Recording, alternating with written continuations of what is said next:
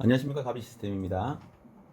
자, 오늘은 062의 기능 중에서 가장 초보적인 기능을 저는 한번 했을 거예요. 거기에 전체적인 부분에 어떤 기능들이 있는지 아시게 되면 나머지 부분들은, 세부적인 부분들은 어차피 인터넷 검색을 하시면 대부분 나오기 때문에 오늘 전체 개요에 대해서 말씀드리도록 하겠습니다.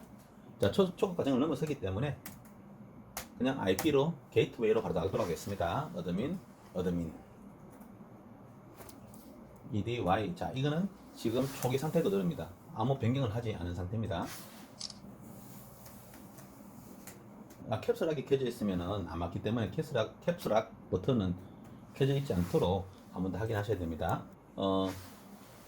전에 설명드렸듯이 설정 마법사는 가장 기본적인 부분이고요. 우리가 이제 시간대를 설정하고 인터넷 회사가 어떤 인터넷을 받을 것인지, 유동 IP를 받을 것인지, 고정 IP를 받을 것인지, 이렇게 따라서 이제 동적 IP, 고정 IP 이렇게 구분하는 게 있고요. 두 번째는 이제 무슨 SSID를 설정하는 게, 그리고 마지막으로 ID 암호, 요 062에 접속할 수 있는 ID 암호를 변경하는 걸로 해서 마무리되는 게 설정 마법사입니다. 자, 그 위에 관리 도구가 있습니다.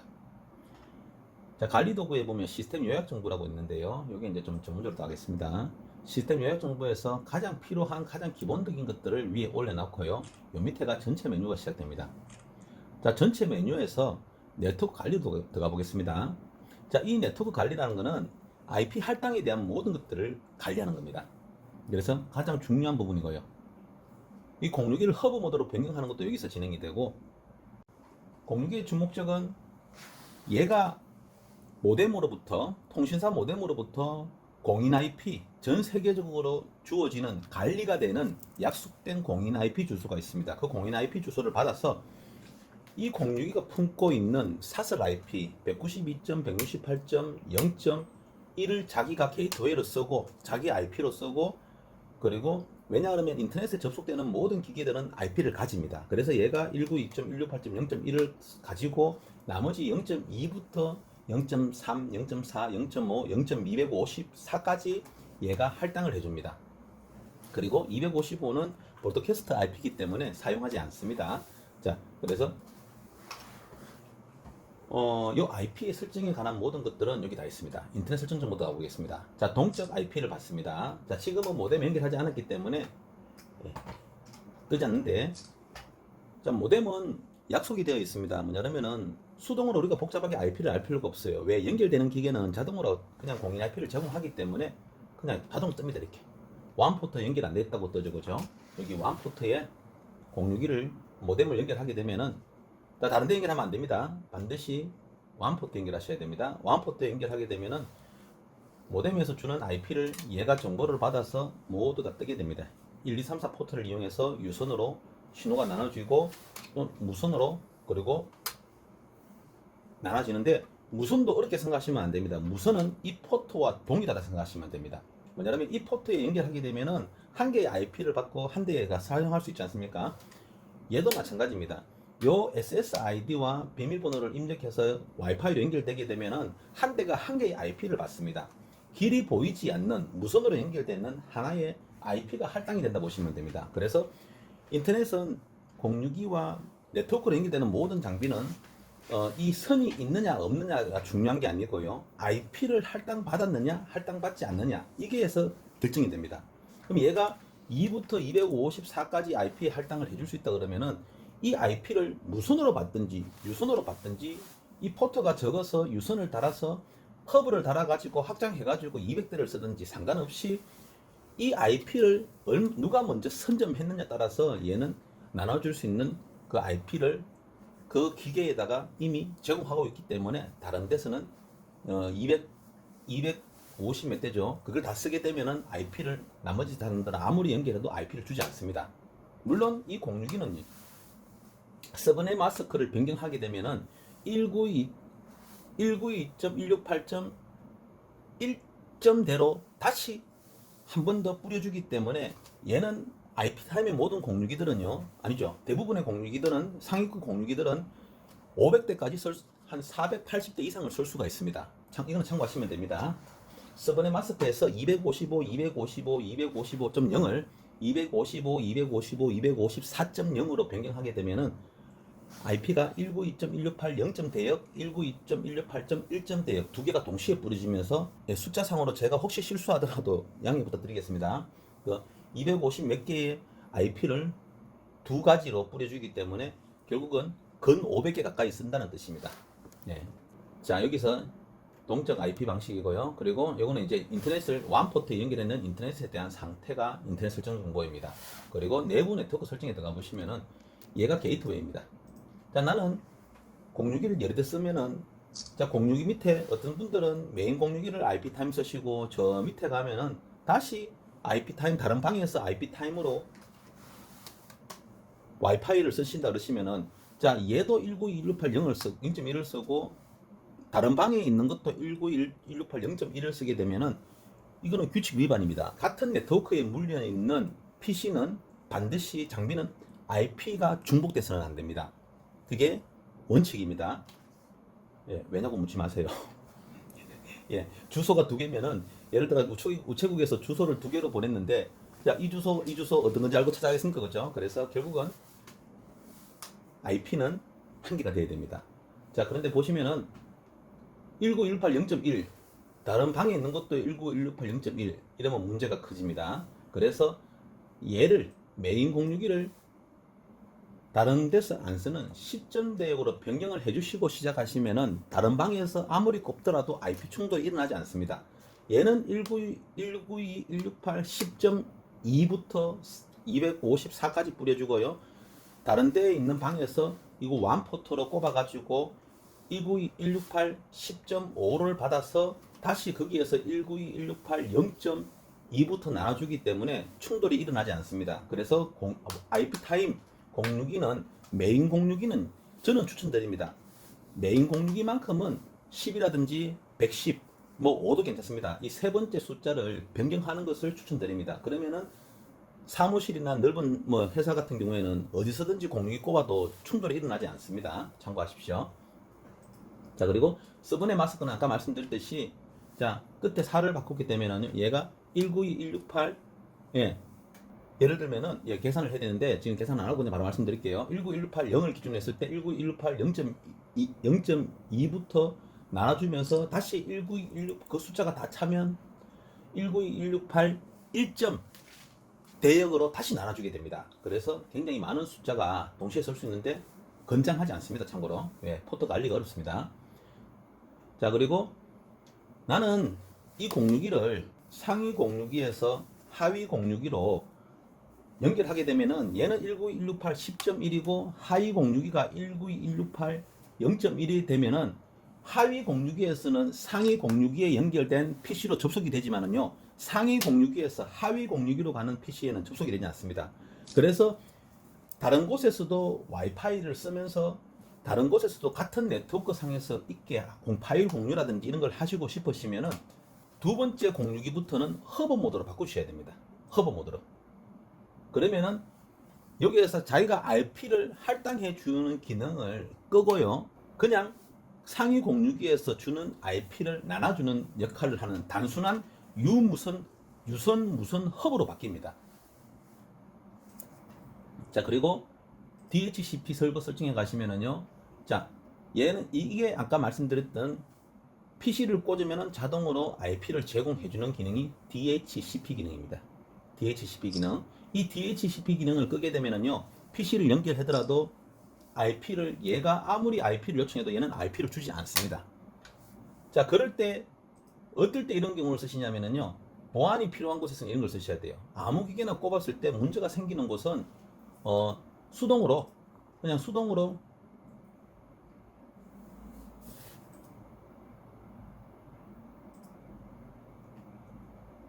자, 랜카드에서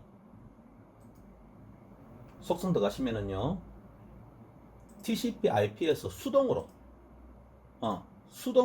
집어넣게 되면은요, 192.168 관리를 잘 하셔야 돼요. 차례대로 지금 주셔야 되니까. 얘가 192.168 0.1이라는 게이트웨이는 변함이 없기 때문에, 그러면 얘는 192.168 0.2, 그리고 서브넷 마스크는 25250, 기본 게이트웨이는 192.168 0.1, 그리고 DNS는 통신사 DNS를 집어넣으시면 되거든요. 통신사 DNS는 인터넷 검색하면 다 나옵니다. 그렇게 다 하게 되면은 확인 누르시면은 얘는 DHCP 기능을 껐기 때문에 자동으로 IP를 주지 않는데 얘가 강제로 IP를 잡고 요청을 하게 되면은요, 그때부터 얘는 걔하고 통신이 시작이 됩니다. 좀 어렵지만은 자주 쓰지 않는 기능이니까 그냥 이렇게 제가 설명을 드릴게요. 예. 자, 그리고 무슨 여기까지가 이제 IP에 대한 모든 관리하는 기능들이 다 들어있는 겁니다. 자기의 게이트웨이, 자기의 IP를 변경하고, 그리고 다른 IP도 나눠주는 IP를 수동을 할 것인지, 그리고 받는 거를 어떻게 받을 것인지, 그런 IP. 그리고 인터넷은 딱 이 글자 IP 이 단어만 기억하시면 돼요. IP로 시작해서 IP로 끝납니다. 예, IP 어드레스죠, 정확히 말하면요. 자, 인터넷 프로토콜 어드레스로 모든 게 시작이 되고 모든 게 끝이 납니다. 그래서 요 네트워크 관리에 있는 그 부분만 다 아시게 되면은 요런 복잡한 숫자들, 뭐 네 자리 숫자죠, 0부터 255까지의 사이의 숫자들로 이루어지는 이런 것들만 다 아시면은 사실은 이 062는 이해가 다 끝났다 보시면 됩니다. 자, 무슨 랜 관리를 한다고 보겠습니다. 와이파이 기본 설정에서, 자, 지금 5GHz 나오고요. 밑에 2GHz 나오는 침사 나오는데 따로따로 수정 가능합니다. 이름을 원하신 대로 하시면 돼요. 그리고 채널이 나오는데 채널은 검색하셔가지고 주위의 채널을 자기가 검색해서 이렇게 반대로 바꾸어 줍니다. 자, 5G 같은 경우에는 채널 충돌이 상대적으로 좀 덜한데요. 2.4G 같은 경우에는 채널 충돌이 좀 심하고, 5G도 채널 충돌이 없는 건 아닙니다. 그래서 될 수 있으면은 지금 보시면 와이파이 보급 설정 들어가면은 채널 크기가 160이 되어 있는데 80으로 추천드립니다. 그래야지 이 대역폭이 너무 크면은 이게 채널마다 겹치는 게 많기 때문에 충돌이 너무 많이 나요. 예, 속도가 저하되기 때문에 이 채널 크기를 줄여서 여러 개가, 예를 들어 가지고 뭐 매장이 여러 개 있다, 다른 곳에 넘어오는데 이 160이 여러 개 겹치면은 이거는 조금 문제가 될 수 있거든요. 그래서 80으로 해가지고 될 수 있으면 충돌폭을 적도록 만들어 주는 게 좋습니다. 그래서 다시 와이파이 기본 넘어오면은요, 예. 그리고 제가 모든 설명드리는 단어는 전문적인 용어보다는 일반적인 듣기 쉬운 용어로 설명을 드리는 거니까 용어에 대해서 뭐 크게 잘못된 것은 없겠지만은, 그렇다고 제 설명에 대해서 너무 많은 토론을 하지 않으셨으면 좋겠습니다. 그냥 쉽게 들으실 수 있으면 좋겠습니다. 자, 그리고 암호화 방식은 건장을 쓰시면 됩니다. 뭐 생각하실 것도 없고요. 근데 보통 보면, 예, 건장 하시면 됩니다. 이렇게 건장. 그리고 암호는 역시 뭐 숫자, 대문자, 특수문자 이용해서 넣으시면 되는데 너무 어려우면 잘 안 하시죠, 와이파이는. 그래서 그냥 넣으시면 되고요. 그리고 2.4G에 대해서도 설정하시면 됩니다. 자, 무슨 네트워크 추가가 있습니다. 이거는 이름을 또 더 추가를 할 수 있어요. 이거는 가능한 브랜드가 있고 가능하지 않은 브랜드가 있으니까 이거 참고하시면 됩니다. 자, 여기 보시면은, 자, 이거는 언제 추가냐면 게스트 네트워크라고 비슷한데요. 무슨 네트워크를 별도로 이름을 만들고 손님이 왔을 때 열어줘요. 그냥 열어주고, 자, 회사 같은 데서는 내부 네트워크 접속이 하면 안 됩니다. 맞죠? 그래서 인터넷 통신만 허용하는 거죠. 왜? 내부 네트워크 접속이 된다 그러면은 내가 파일 공유해 놓은 것도 혹시나 접속이 가능하기 때문에, 그래서 이제 이렇게 게스트 네트워크로 이제 이런 식으로 설정을 하시는 거죠. 게스트로. 자, 와이파이 설정은 뭐냐면은 결국은 이름을 어떻게 알릴 것이고 어디까지 통신하게 할 건지 그걸 결정하는 거니까. 근데 보통은 그냥 이런 식으로 하고 위에만 설정하고 많이들 사용하십니다. 와이파이 고급 설정에서는 채널을 변경한다는 건 제가 설명을 드릴 거예요. 자, 이 비콘이 뭐냐면은 내 이름을 알려주는 거거든요. 자, 내 이름을 알려주는 거예요. 그러면은 SSID를 100ms 10분의 1000분의 100, 02개 날리고 02개 날리고 11, 예, 10분의 1초, 예, 10분의 1초마다 이 SSID를 알려주는 걸 말합니다. 이거 어디 가면은 SS에서 빨리 뜨는 이유가, 보통은 이렇게 빠른 시간에 1초에 막 수십 번씩 이렇게 1초에 10번 이상 알려주기 때문에 어디 가든지 간에 와이파이 그 이름을 빨리 알 수가 있는 겁니다. 그러면은 이 062에서 예를 들어 가비 시스템이라고 이게 SSID를 만들어 놓으면은 가비 시스템이라고 1초에 10분의 1초마다 1초에 10번이네, 그죠? 계속 보내줍니다. 신호를 탁탁탁 이런 식으로. 나는 가비 시스템이다. 나는 가비 시스템이다. 나는 가비 시스템이다. 이런 식으로 계속 보내줘요. 그래서 이 무선은 유선보다 굉장히 복잡하게 신호가 많이 퍼진다 보시면 돼요. 굉장히 많은 신호가 생성이 됩니다. 자, 맥 주소 관리.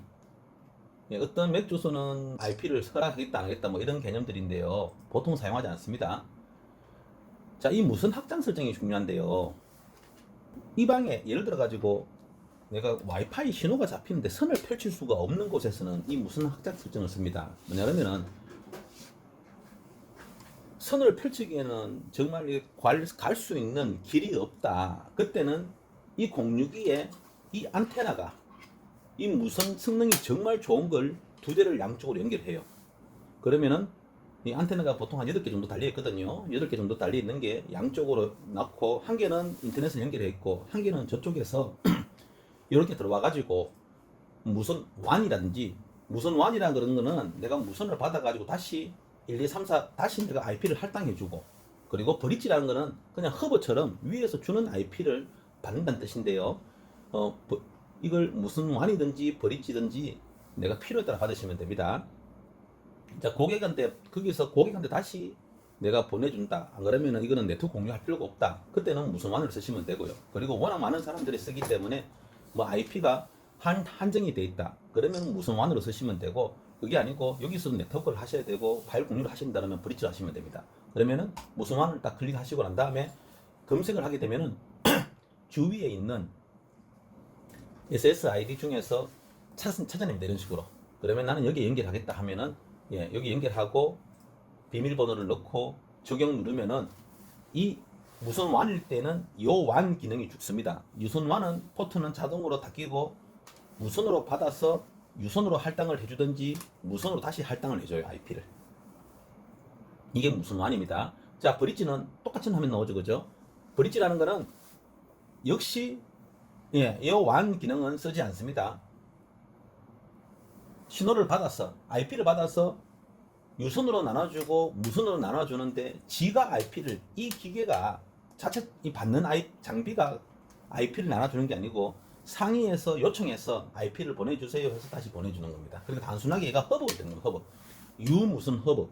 자, 선이 있든지 선이 없든지는 중요한 게 아니고 제가 IP가 중요하다고 분명히 말씀을 드렸습니다. 예. 그리고 오지는 속도는 빠른데 약간 멀리 올 때는 약합니다. 근데 신호가 정말 약하더라도 나는 인터넷만 되면 좋겠다. 그때는 2.4G 쓰시면은 이게 더 신호가 멀리 옵니다. 그래서 2.4G를 가지고 무선 완으로 쓰셔도 돼요. 자, WPS 연결은 아까 말씀드렸듯이 5G에서 내가 WPS 연결해 놓고 스마트폰에서 WPS 연결 누르시면은요, 이렇게 연결이 됩니다. 아무 없이 연결이 됩니다. 자, 요까지가 이제 무선 랜의 기본인데, 자, IP 타임에만 있는 기능이 있습니다. TP-링크 같은 경우에는 이제 OC 컨트롤러라고 이제 따로 있어야지, 또는 소프트웨어로만 가능한데, HP 같은 경우에는, 아루바 같은 경우에는 인스턴트 온은 그냥 됩니다. 참고로 그런 웹상에서 관리가 바로 되기 때문에. 근데 IP 타임은 이렇게 이지 메시 관리라고, 이지 메시, 그러니까 여러 대를 설치해 가지고 같은 SSID, 이지 메시라는 거는 뭐냐면 같은 SSID, 얘는 가비 시스템, 다른 061은 가비 시스템 1, 가비 시스템 2 이런 식으로 하는 게 아니고요. 그냥 가비 시스템의 끝입니다. 다른 데도 가비 시스템 자동으로 통일이 되고 메인 컨트롤러가 전체를 관리를 하기 때문에, 그리고 넘어가는 포인트도 알아서 관리를 해주기 때문에 한 건물 한 개에 이 이지 메시로 전부 다 이지 메시 컨트롤러 기계는 당연히 성능이 좋아야 되겠죠, 그죠? 그리고 난 다음에 다 이렇게 뭐 링이라든지 천장에 다는 거라든지, 안 그러면 이렇게 유선으로 놓는 것, 데스크에 놓는 거라든지 이런 걸 이용해서 메시 컨트롤러로 다 뻗어주게 되면은 전체 건물이 같은 SSID로 다 통하게 되어 있습니다. 자, 보통 이렇게 저렴한 기계들은 4개 정도까지만 추천드리고요. 컨트롤러가. 그리고 이제 512메가 넘어가는 것들은 뭐 그 이상 한 8개까지, 더 정확한 거는 IP 타임을 고객센터 전화하시면 됩니다. 메시 컨트롤러 쓰실 거라고 그냥 저가형 써서 막 뿌리시게 되면 전체가 마비되니까요. 그만큼 속도도 안 나오고 또 오히려 안 쓰는 것만 못하게 되니까 반드시 내가 몇 개를 쓸지는 IP 타임에 확인해 보시고 그 쓰시는 용량에 맞게끔 메인 컨트롤러는 결정하시면 됩니다.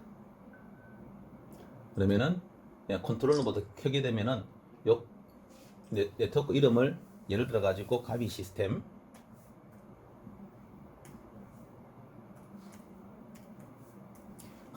하고, 나는 뭐 역시 그거 자 육지가 쓸 때는 당연히 이걸 밑에 거 쓰셔야 됩니다. 예.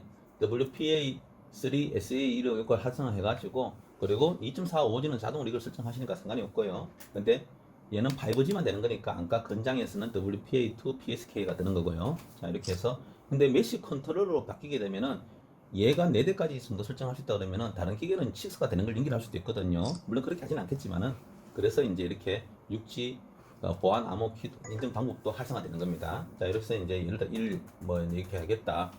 그리고 게스트 네트워크는 아까 말씀드렸지만 추가 네트워크인데 이름을 따로 SSI 따로 주고 네트워크에 접속이 못하도록 만들어주고 인터넷만 하게 만들어주는 거니까요. 그리고 컨트롤 모드를 딱 크게 되면은 재부팅 해가지고 예, 컨트롤 모드가 활성화되고 그리고 이지 메시 프로그램으로 들어가면은 그 밑에 기계들을 한 개씩 붙여갈 수가 있습니다. 추가를 누르시면은요. 근데 그 과정은 조금 시간이 걸리고 복잡하니까 그리고 될 수 있으면 무선보다는 유선으로 하는 걸 추천드립니다. 그러니까 여기서 예를 들어 메인 컨트롤러가 요거다 그러면은요 여기서 예를 들어 1번 포트에 연결해 가지고 그거 에이전트라 그럽니다. 얘 컨트롤을 받는 다른 AX3000SE가 있다. 거기에는 완벽하게 꼽으시면 안 돼요. 반드시 그쪽에도 1, 2, 3, 4에 꼽아 가지고 예 그렇게 추가를 하셔야 됩니다. 이게 이제 메시 컨트롤러 메시 부분은 따로 하시는 게 아마 더 나을 거예요. 자 근데 요까지가 인터넷을 IP를 할당해주고 무선으로 IP를 할당해주고 무선으로 또 SSID를 어떻게 해서 관리할 것인지 하는 모든 게 사실은 요까지가 다입니다. 요 밑에서부터는 필요에 따라 선택을 하시는 겁니다. 그리고 가장 중요한 거는 메시 이지 메시 컨트롤러를 그 메시 와이파이를 구성할 때는 반드시 시스템 관리에서 펌웨어 업그레이드를 하시고 시작하셔야 됩니다. 인터넷이 연결된 상태에 되겠죠, 그죠? 메인 컨트롤러부터 인터넷이 연결된 상태에서 업그레이드를 하시고 그리고 계속 연결하시면 됩니다. 그리고 연결된 상태에서는 업그레이드 하셔야 되고요. 근데 만약에 메시 에이전트가 펌웨어가 좀 오래됐다. 예를 들어 펌웨어 버전이 뭐 2020, 지금이 2026년인데 뭐 2023년에 돼 있다. 2022년 돼 있다. 그러면은 그 공유기를 먼저 인터넷에 연결하셔가지고 펌웨어를 업그레이드하고 메시 컨트롤 연결하셔야지 잘 됩니다. 자, 여기까지만 제가 설명을 드리고요. 나머지 부분은 특수한 기능들인데 잘 쓰지 않는 기능들입니다. VPN 같은 경우도 마찬가지고요. 뭐 보안, 뭐 원격 관리 포트 이런 거는 다 꺼놓는 게 맞겠죠. 예. 그리고 뭐 ARP 바이러스 이런 것도 활성화 시켜도 되고요. 예. 그리고 뭐 사용 제한, 국가별 접속 제한 이런 건 나옵니다. 이런 거 하셔도 됩니다. 참고로 이런 내부 검색하시면 다 나오니까요. 자, DDNS는 가상 도메인 서비스인데요. 여기서 이제 내가 외부에서 특정 PC로 접속하기 위해서는 반드시 설정을 해주셔야 됩니다. 참고로 이 부분은 IP 타임에서 굉장히 저는 잘 만들어놨다고 생각하거든요. DDNS 설정이. 그래서 저 같은 경우에도 사무실에 이제 서버가 있고 이제 집에서도 한 번씩 그 서버에 접속하기 위해서 DDNS 기능을 활성화시키고 VPN 기능을 활성화시켜서 그렇게 접속을 하고 있습니다. 참고로. 자, 트래픽 관리는 예를 들어 가지고 뭐 애들이 많은 독서실이라든지 이럴 때 속도를 균등하게 주기 위해서 할 수 있는데 잘 사용하지는 않습니다. 그것보다는 그냥 메모리 용량이 큰 IP 타임에서 좀 비싼 거 사용하시면 됩니다. 그리고 그리고 나머지는 크게 뭐 없을 거예요. 그 펌웨어 업그레이드는 굉장히 중요하고요. 예. 그리고 이 공유기가 혹시 사람들이 많이 사무실 같은 경우에는 사람들이 많이 썼다가 뭐 붙었다가 뭐 손님이 왔다가 하는 경우에는 이 IP가 어느 정도 그 할당이 되고 몇 번 반복이 되면은 IP 할당 기능이 상당히 떨어집니다. 그때는 이렇게 공유기 자동 재시작이 있습니다. 거기서 시간을 뭐 예를 들어 가지고 일요일 날 0시 하겠다 이렇게 적용하시면은 이 공유가 자동 재시작되기 때문에 일주일마다 한 번씩 재부팅 되면은 계속 빠르게 쓰실 수 있다고 생각하시면 돼요. 그래서 이거는 매장이라든지 사람들이 많이 오는 곳에서는 적극적으로 추천드립니다. 예, 어쨌든 간에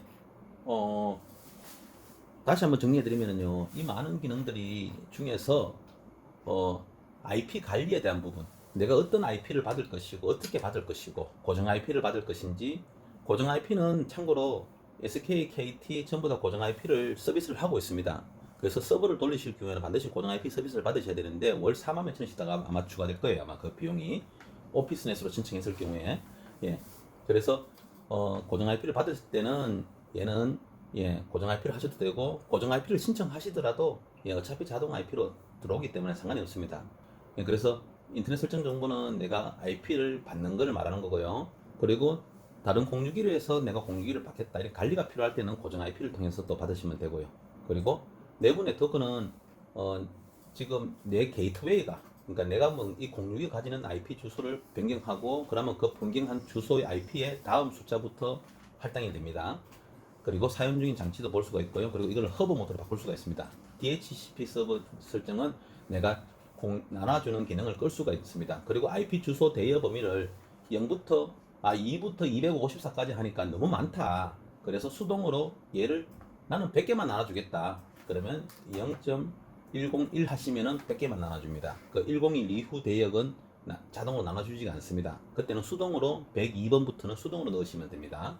예. 그리고 무선랜 관리는, 무선랜 관리를 한번 들어보면요, 얘가 10분의 1초마다 한 번씩 내 이름을 알리는데 그 이름을 뭘로 할 것이냐, 그 이름을 설정하는 기능. 2.4G, 5G, 5G 그리고 6G 이런 식으로 되고요. 암호를 사용할 것인지, 그리고 채널 대역 폭은 고급 설정해서 채널 크기는 얼마나 할 것인지, 그런 걸 설정하는 부분이 이 와이파이 이 부분입니다. 그리고 무선 확장 설정은 선이 갈 수 없는 곳, 근데 신호는 들어온다, 이럴 때 무선으로 얘를 완포트 대신에 이 완포트에 유선을 꼽듯이 무선으로 와이파이를 받아서 다시 나눠주는 것을 그거 완 모드라 그러고요. 무선 완 모드. 그리고 그냥 무선으로 신호를 받아서 위에서 주는 IP를 그대로 나눠줄 거야 라고 하는 완전한 허브 모드로 동작하는 것을 브릿지 모드라 그럽니다.